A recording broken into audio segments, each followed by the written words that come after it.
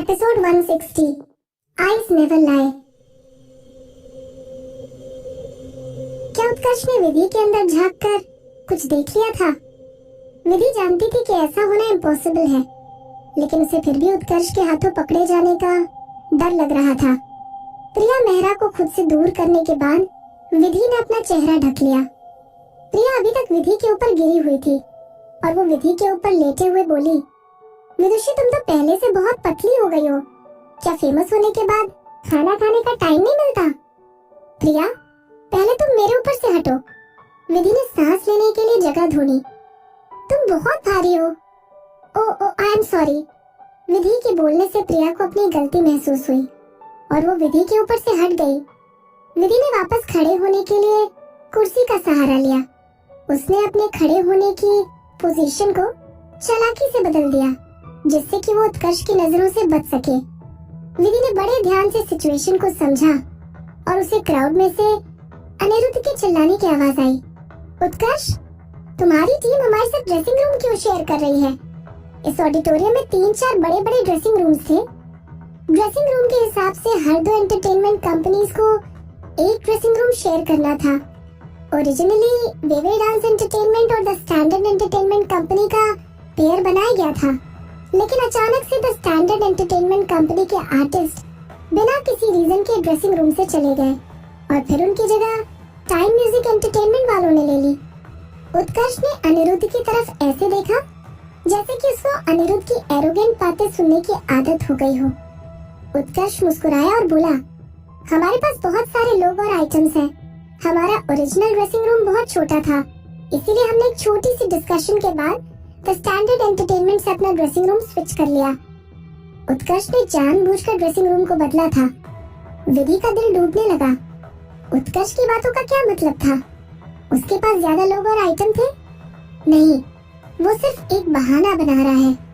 वही dressing room की दूसरी तरफ अनिरुद्ध बड़बड़ा रहा था, झूठ। तुम्हारी टीम के पास द स्टैंडर्ड एंटरटेनमेंट कंपनी के लोगों से कितने लोग ज्यादा हैं?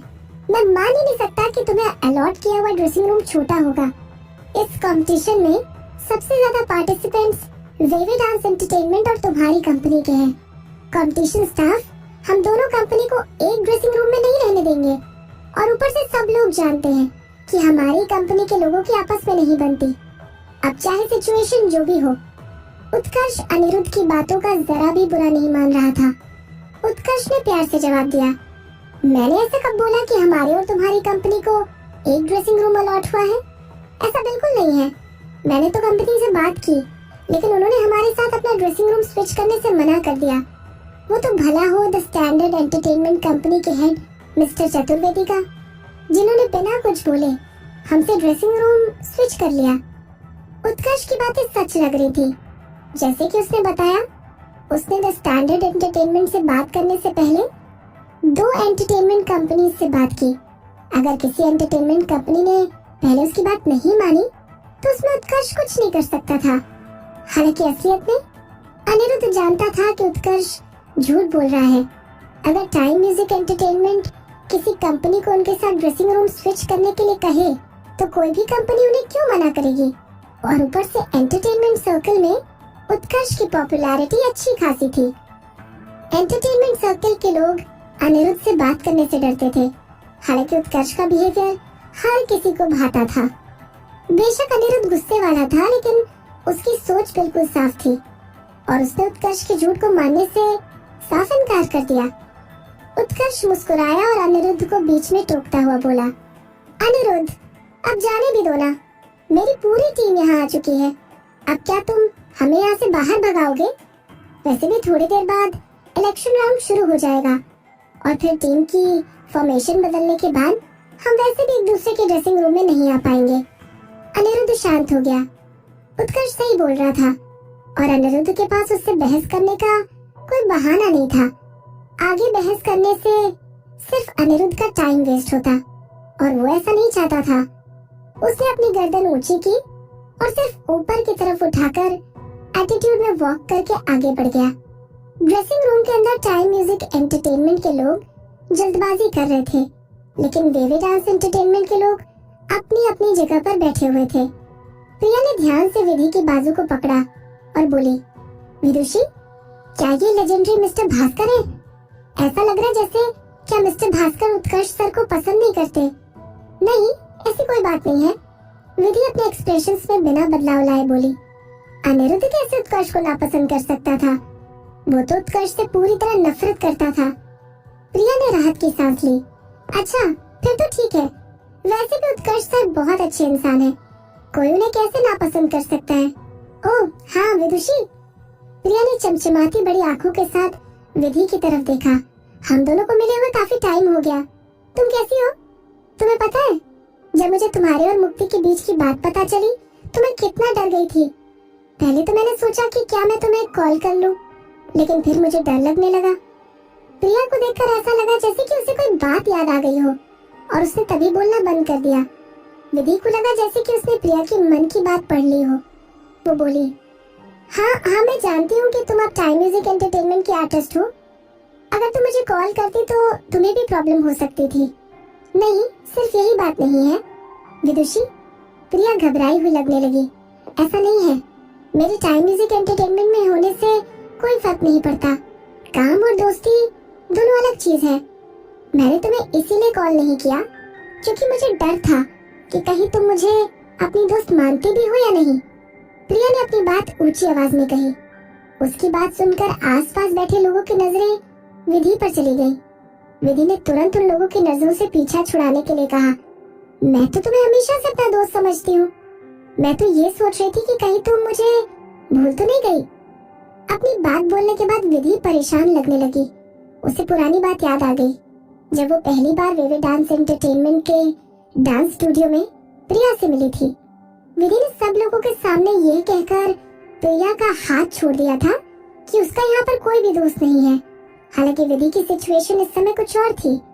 उसे समझ में नहीं आया कि कब उसने दूसरे लोगों को धीरे धीरे एक्सेप्ट करना शुरू कर दिया। विधि को ऐसा लगा जैसे कि मोहित के साथ रहने के बाद उसकी जिंदगी में बहुत सी चीजें बदल गई। प्रिया का चेहरा खुशी से खिल उठा। मैं जानती थी तुम मेरी सबसे अच्छी दोस्त हो। हम जिंदगी भर ऐसे ही दोस्त बने रहेंगे। वो विधि के पास आई और उसके गले लग गई। अगर कोई उन्हें ऐसे देखता तो उसे लगता कि अब प्रिया विधि को किस कर देगी। प्रिया ने विधि को इतना टाइट हग किया कि विधि की सांसें रुक गईं। विधि ने अचानक से अपना सर ऊपर उठाया और उसकी नजरें किसी शैतानी आंखों से मिल गईं। उन आंखों को देखने के बाद विधि को उस शख्स का चेहरा देखने की जरूरत ही नहीं थी। वो शख्स कोई और नहीं बल्कि मुक्ति थी। हाँ, दीवा विधि की छोटी बहन मुक्ति। विधि ने प्रिया के गले लगते हुए मुक्ति को घूरा और अपने आप से बोली, ठीक है, अगर तुम कुछ सोचकर मेरे पास आई हो तो मैं भी तुम्हारी इन चीप ट्रिक्स के लिए तैयार हूँ। विधि की नजरों में देखकर मुक्ति अपने ऊपर प्रेशर फील करने लगी और वहाँ से पीछे ऐसे मुड़ गई जैसे कुछ हुआ ही ना हो। वहाँ ऑडिटोरियम में मौजूद टीवी स्टेशन का स्टाफ अनिरुद्ध और उत्कर्ष को music in the valley festival की ओपनिंग सेरेमनी के लिए स्टेज पर इनवाइट करने आ गया। ओपनिंग सेरेमनी के पहले इवेंट का नाम फ्लिपिंग द कार्ड्स था। फ्लिपिंग द कार्ड्स इवेंट के दौरान 6 प्रोड्यूसर्स को स्टेज पर मौजूद होना था। फर्स्ट राउंड के सिलेक्शन से पहले हर प्रोड्यूसर को अपनी किसी सिंगर का कार्ड चूज करना था। उस कार्ड से चूज किया गया सिंगर प्रोड्यूसर टीम का ऑफिशियल मेंबर बनना था और वो भी मास सिलेक्शन में बिना पार्टिसिपेट किए। इसके साथ ही अपना कार्ड चूज करने के बाद प्रोड्यूसर को मास सिलेक्शन के लिए अपना पहला मेंबर चूज करने की जरूरत नहीं थी। फ्लिपिंग द कार्ड्स इवेंट के टाइम सही सिंगर को चूज करना बहुत इम्पोर्टेंट था। हर साल सारे प्रोड्यूसर्स अपना पहला कार्ड चुनने में चालाकी करते थे। अगर साफ शब्दों में कहा जाए तो प्रोड्यूसर इस कार्ड को अपनी कंपनी का की प्लेयर चूज करते थे, क्योंकि इस पोजीशन से टीम के लिए पॉइंट गेन करना आसान था और साथ ही में एक की सिंगर टीम की सिंगिंग क्वालिटी को एडवांटेज दिलवा सकता था। अनिरुद्ध पहले ही ये सब बातें वेवे डांस एंटरटेनमेंट के सभी आर्टिस्ट से कर चुका था, इसीलिए उसने जल्दी से कार्ड को फ्लिप किया और रोहन और शिव के डुओ को चूज कर लिया। रोहन और शिव को चूज करने के डिसीजन में वहाँ सब लोग हैरान रह गए। स्टेज एंकर मुस्कुराया और उसने पूछा, अनिरुद्ध, तुमने कार्ड को रोहन और शिव के लिए फ्लिप किया है? मुझे लगता है सब लोग तुम्हारे डिसीजन से काफी हैरान हैं। मेरे ख्याल से सब लोगों को लगा था कि तुम कार्ड को फ्लिप करके कोई स्ट्रॉन्ग सिंगर को चूज करोगे, जैसे कि सत्या चक्रवर्ती या विदुषी। मैंने सुना है वेवे डांस एंटरटेनमेंट में विदुषी को की सिंगर माना गया है। अनिरुद्ध ने शांत रहकर एंकर से पूछा, तुम्हारे कहने का मतलब है कि रोहन और शिव हमारी कंपनी के की सिंगर नहीं हो सकते? प्राइवेट में अनिरुद्ध थोड़ा एरोगेंट और गुस्से वाला इंसान था। हालांकि जब वो स्टेज पर पहुंचा तो उसका ऑरा ही बदल गया। शायद अनिरुद्ध की स्टेज प्रेजेंस की वजह से ही उसकी दुनिया में लाखों करोड़ों फैंस थे। लोग अनिरुद्ध के रियल कैरेक्टर को नहीं जानते थे। एक कहावत है, जो दिखता है वही बिकता है। अनिरुद्ध की स्टेज प्रेजेंस इतनी स्ट्रॉन्ग थी कि कभी लोगों ने अनिरुद्ध की पर्सनल लाइफ से रिलेट ही नहीं किया। लोग अनिरुद्ध के डिसीजन पर सवाल उठाना चाहते थे, लेकिन उसके ऑरा को देखकर लोगों ने सवाल उठाने के बजाय अनिरुद्ध को सपोर्ट करना शुरू कर दिया। स्टेज के नीचे एकदम से लोगों का चिल्लाना शुरू हो गया, अनिरुद्ध, हम सब तुम्हें सपोर्ट करते हैं।